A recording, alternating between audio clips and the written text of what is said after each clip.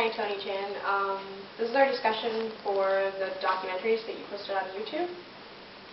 For mine, I did Sharks and Little Fish, and just to go over the focus of my treatment, Sharks and Little Fish is an interesting documentary because it focuses on the underground that is often not spoken about. So the whole film was about loan sharks and the people who borrow from them. And the individuals featured in Sharks and Little Fish were from poor to middle class families, mostly poor. And their professions usually ranged from drivers to prostitutes. And the loan sharks liked people like that because it's easier for them to earn their money back from them. Because those jobs you can just, you can work as much as you want kind of thing. Like they gave an example for prostitutes. They just make them go back out in the street and work until they can pay off what they owe. And then the roles that these people played in the film were just really desperate people. They needed the money and they turned to loan sharks. And the loan sharks were there for them in a time of need when they couldn't get loans from regular banks because of their credit and stuff. And why the people who needed the money and those who provided money seemed to be all from the same place at some point. Like the loan sharks, they didn't even have the money themselves. They borrowed money to be able to go into loan sharking business. So I thought that both people were from the same kind of background, people who borrowed and people who loaned.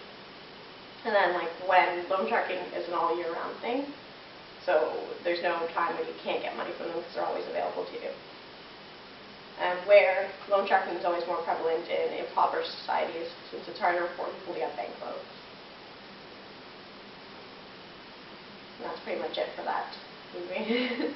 Okay, so I did mine on Lily Goes Home. So the main focus is Lily Goes Home is a woman that served in the Vietnam War. And basically she has interesting stories to share and tell about the things that she's gone through. She feels that people should be reminded about what happened because it's important to her.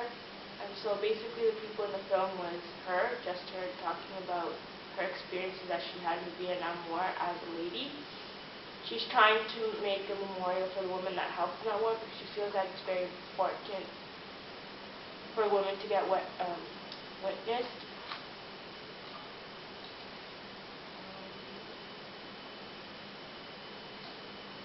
The role that she plays in the film is she talks about the hostages that were released in the 1980s and how they had a welcome home, and she basically gets upset that she didn't get anything like that when she came back from the Vietnam War and the respect that people should have given them.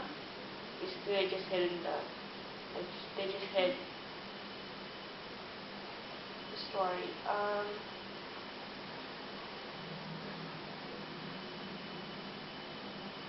So the film talks about the different jobs and situations that was done. She talks about a lot of situations that made her upset and the reasons why she went. She was a combat nurse. She talks about the people that she took care of and also talks about how many of the men in the war would talk to her about stuff that they wouldn't usually tell people. I guess that's because they had the comfort of her being a nurse and a woman there. It was taken in 1969 to 1970, basically when the Vietnam War was taking place. And the environment was basically little footages of how it was in Vietnam and basically of her explaining the story to us. And that's basically it for Lily Goes Home. Okay, so for my movie, I did Chinese cafes in rural Saskatchewan. The focus is that in the film, we can see the reasons as to why there are so many cafes owned by the Chinese population. And this is because of racial laws and attitudes that have prevented the Chinese from doing anything else but that. In the film, we see exactly what the title says, which is Chinese cafes. More specifically, we're shown 5 main cafes and each of their families' stories as to why there are so many cafes, and each share their personal stories, which relate to the certain attitudes that made them be in that situation. So for the first cafe, it's called New Outlook Cafe. It's run by Mary and Jimmy Cook. They're open 7 days a week from 6 a.m. to 11 at night. The couple's story begins in 1939 when Jimmy was 12 years old. He got into Canada only because his dad's friend gave Jimmy his son's name in order to get into the country. In 1947, he went back to China to find a wife, and at this time he was very fortunate because by the time he found his wife and was getting ready to go back to Canada, the Chinese Exclusion Act was no longer in effect, and what that act was is that it said that no Chinese workers were allowed to go into Canada, and those that were already in Canada can bring their wives from China. And so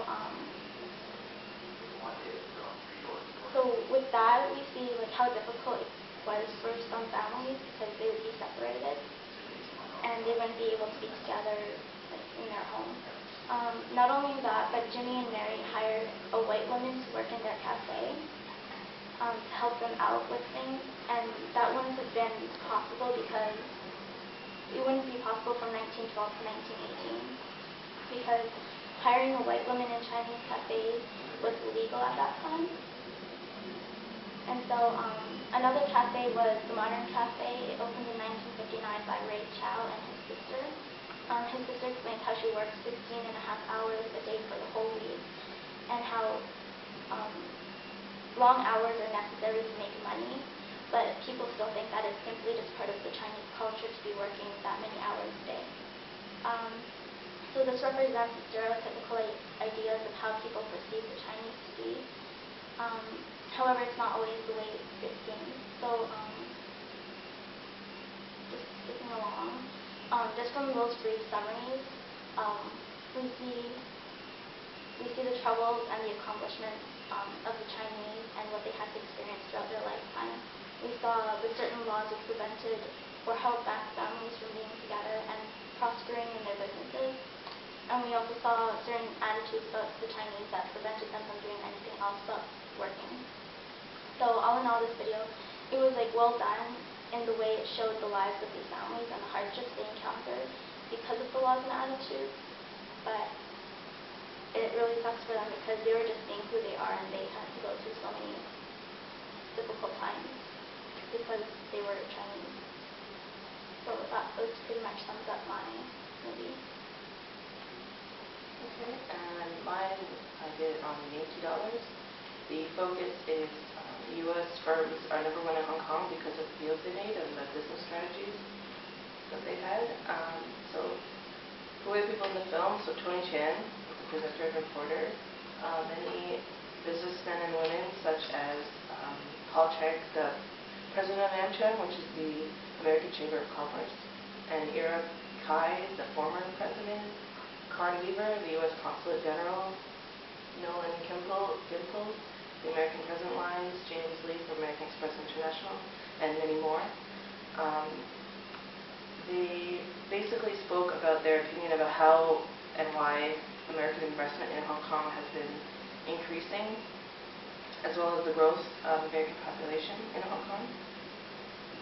And they were speaking about American investment and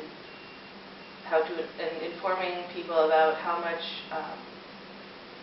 money Americans contribute through tourism and businesses from the firm, and how Hong Kong has become a business and financial center, and how they became a major trade partner with Americans. Some of the people explain the problems that Americans occurred, or came across, such as the protectionist trade bills, and those are basically duties put on products made from China and Hong Kong. So the American companies in Hong Kong want the protectionist trade bills to stop. A major reason why American firms are located in Hong Kong is because of how low the tax base is. so it's a lot cheaper for them. And the amount of American investment in Hong Kong totals around $6 billion, mostly in electronics and textile and apparel.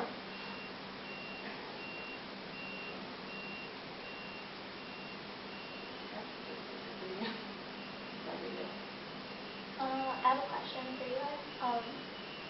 Like, what do you think people will notice by watching